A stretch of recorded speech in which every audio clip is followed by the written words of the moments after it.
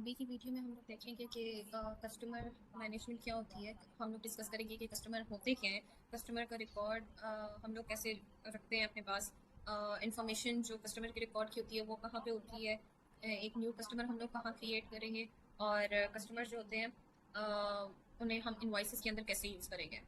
तो सबसे पहले कस्टमर होते क्या है। कस्टमर कोई भी इंडिविजुअल हो सकता है या कोई भी ऑर्गेनाइजेशन हो सकती है जो हमसे या बिजनेस से प्रोडक्ट या सर्विसेज खरीदते हैं। तो ओडो के अंदर कस्टमर की जो इन्फॉर्मेशन होती है वो एक सेंट्रलाइज्ड रिकॉर्ड होता है जो हम डिफरेंट मॉड्यूल्स में यूज़ करते हैं, जैसे कि इन्वाइसिंग के अंदर यूज़ करते हैं, सेल्स के अंदर यूज़ करते हैं, सीआरएम के अंदर यूज़ करते हैं, अकाउंटिंग के अंदर यूज़ करते हैं। तो कोई भी इन्वाइस जनरेट करने से पहले ये रिकमेंड किया जाता है कि कस्टमर को जो रिकॉर्ड होता है वो सिस्टम के अंदर हो। जैसे कि हमने प्रोडक्ट्स के बारे में डिस्कस किया था कि प्रोडक्ट्स पहले से हमारे पास सिस्टम में होने चाहिए, इसी तरह कस्टमर का रिकॉर्ड भी हमारे पास पहले से होना चाहिए। तो अब कस्टमर का रिकॉर्ड हम लोग यूज़ क्यों करते हैं, ये बहुत ज़्यादा इंपॉर्टेंट होता है। ये बिजनेसेस की हेल्प करता है कि कस्टमर की इन्फॉर्मेशन को एक ही जगह पे हम लोग मेंटेन करके रखें। कस्टमर की हमारी इनवाइसेस जल्दी से क्रिएट हो जाए, हम लोग कस्टमर की ट्रांजेक्शन्स को ट्रैक कर सकें। उसके बाद हम लोग जितनी भी कस्टमर ने हमें अभी पेमेंट्स करनी है हम वो कर लें, या कस्टमर की कम्युनिकेशन की डिटेल्स हम लोग मेंटेन कर सकें, या कस्टमर से रिलेटेड कोई भी हम लोगों ने रिपोर्ट्स जनरेट करनी है तो वो भी हम कर लें। अब कस्टमर के रिकॉर्ड के बगैर यूजर्स होंगे, उन्हें हर इनवॉइस के ऊपर कस्टमर की डिटेल्स मैन्युअली इंटर करनी पड़ेंगी। मतलब हर दफ़ा जब भी इनवॉइस क्रिएट होगी हम कस्टमर का नाम इंटर करेंगे, उसका एड्रेस इंटर करेंगे, उसका फ़ोन नंबर इंटर करेंगे, ईमेल इंटर करेंगे, बैंक डिटेल्स ऐड करेंगे। तो ये बहुत ज़्यादा टाइम टेकिंग प्रोसेस होता है, इसलिए हम लोग पहले से ही कस्टमर की जो डेटा होता है वो हम लोग स्टोर कर लेते हैं सिस्टम के अंदर। अब जो कस्टमर का जो रिकॉर्ड्स होते हैं, इन्फॉर्मेशन होती है, कौन कौन सी इन्फॉर्मेशन होती है, वो बहुत सी डिटेल्स होती है, जैसे कस्टमर का नाम, कंपनी का नाम, हम लोग मोबाइल नंबर इंटर कर सकते हैं, ईमेल, बिलिंग एड्रेस, टैक्स की इन्फॉर्मेशन हम लोग ऐड कर सकते हैं, पेमेंट की टर्म्स ऐड कर सकते हैं, सेल्स की कोई भी हिस्ट्री है तो वो कर सकते हैं। तो ये जो इन्फॉर्मेशन है ये बिजनेस को हेल्प करती है to maintain information and accurate records, and this will improve the customer management. तो अब अगर हम लोग अपनी कंपनी की एग्जांपल लें, हम लोग किसी भी कस्टमर को किस तरह से ऐड करेंगे।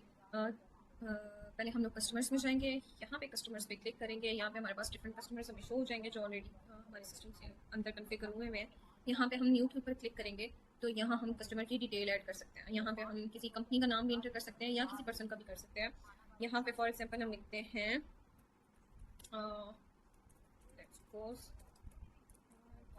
अच्छा, कोई भी, यहाँ पे हम लोग चाहें कोई भी ऑर्गेनाइजेशन हम लोग यहाँ से भी सिलेक्ट कर सकते हैं। तो अगर हम लोग चाहें तो एम्प्लॉयर को भी ऐड कर सकते हैं, कंपनी के एम्प्लॉयर को, या वो पर्सन खुद ही एम्प्लॉयर है तो हम उसके नाम ऐड कर देंगे। यहाँ पे एम्प्लॉयर का दोबारा से लिखने की जरूरत नहीं है। ईमेल में हम लोग लिखेंगे, हम लोग कुछ भी ईमेल लिख सकते हैं, कस्टमर की ईमेल हम लोग लिख सकते हैं। यहाँ पे फ़ोन नंबर हम लोग अगर लिखना चाहें तो इस तरीके से आएगा। फिर उसके बाद हम लोग यहाँ पे एड्रेस लिख देंगे, फॉर एग्जांपल स्ट्रीट 172। उसके बाद हम लोग उसके बाद सिटी हम लोग ऐड करेंगे इस्लामाबाद। फिर हम लोग स्टेट लिखेंगे,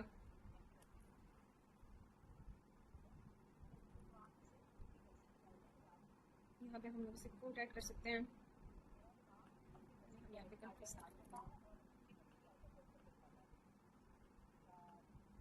सिप कोड ऐड करेंगे हम लोग, और यहाँ पे हम लोग कस्टमर की जॉब पोजीशन ऐड करेंगे, फॉर एग्जांपल एम्प्लॉयर।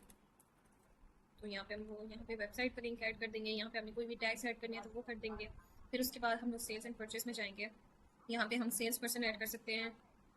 यहाँ पे हम लोग प्राइस लिस्ट ऐड कर सकते हैं, हम लोग डिफॉल्ट इसको रहने देंगे। पेमेंट टर्म्स हम लोगों ने ऐड करनी है तो वो ऐड कर सकते हैं, फॉर एग्जांपल 30 डेज। तो यहाँ पे अब कस्टमर ने हमें पे करना होगा within the 30 days of invoice date. मतलब जब भी हमारी इनवाइस क्रिएट होगी कस्टमर ने 30 डेज के अंदर अंदर हमें पे करना है। अगर परचेज का अगर हम लोग वेंडर की डिटेल्स ऐड कर रहे हैं तो यहाँ पे हम लोग परचेज की ऐड करेंगे terms and condition, payment terms. उसके बाद पेमेंट का मेथड कौन सा होगा, मैनुअल पेमेंट होगी बैंक से, या कोई भी डिपॉजिट होगा, बैच डिपॉजिट होगा तो हम लोग मैनुअल पेमेंट कर देते हैं। उसके बाद डिलीवरी मेथड कौन से होंगे, स्टैंडर्ड डिलीवरी हम लोग कर देते हैं।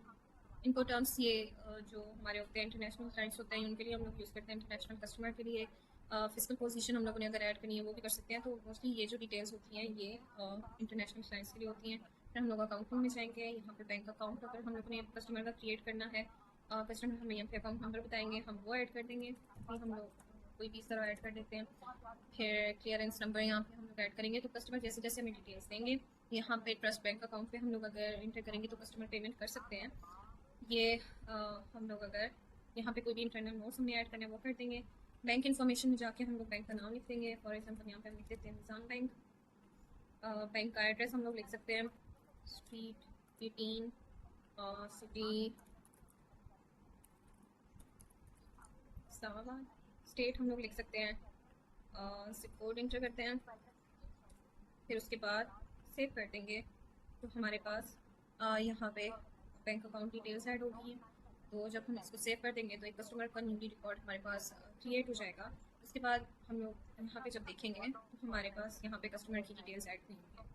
हम लोग देखें कि हम लोग इनवॉइस के अंदर कैसे कस्टमर को ऐड करेंगे। पहले हम कस्टमर्स में जाएंगे, इनवॉइसेस पे क्लिक करेंगे। तो यहाँ पे न्यू पे क्लिक करने के बाद हम लोग यहाँ पे कस्टमर का नाम ऐड करेंगे जो हमने ऐड किया था। अब यहाँ पे कस्टमर की इंफॉर्मेशन ऑटो फिल होगी, मतलब कस्टमर का नाम, उसका डिलीवरी एड्रेस, ये सारा ऑटोमेटिकली आ गया। जो जो हमने इंफॉर्मेशन ऐड की थी, अब यहाँ पे हम लोग ऐड करते हैं कि कस्टमर ने हमसे कोई टूर पैकेज लेना है। हमारे पास कौन कौन से टूर पैकेजेस हैं वो देखेंगे। ये हमारे पास डिफरेंट वेरिएंट्स के साथ आ गए हैं। तो हम लोग यहाँ से सिलेक्ट कर लेंगे। ये हमने सेलेक्ट कर लिया है कितनी यूनिट्स हम लोगों ने कस्टमर ने हमसे परचेज करनी है। इसके बाद हम लोग यहाँ पे टैक्सेस ऐड करने के बाद पेमेंट टर्म यहाँ पे खुद ही आई हुई है जो हम लोगों ने वहाँ पे ऐड की थी। इनवॉइस की डेट हम लोग यहाँ पे टुडे सेलेक्ट हुआ हुआ है, हम आज की डेट सेलेक्ट कर लेते हैं। तो इन PKR फिर ये सेल्स के जर्नल में ऐड होगी। अब हम लोग यहाँ से इसको सेव कर देंगे। इनवॉइस हमारे पास अभी ये ड्राफ्ट में है, हम इसको कंफर्म करेंगे तो ये पोस्टेड में चली जाएगी। तो इस तरह हमारी एक नई इनवॉइस जनरेट हुई है जिसमें हमने कस्टमर को ऐड करना सीख लिया।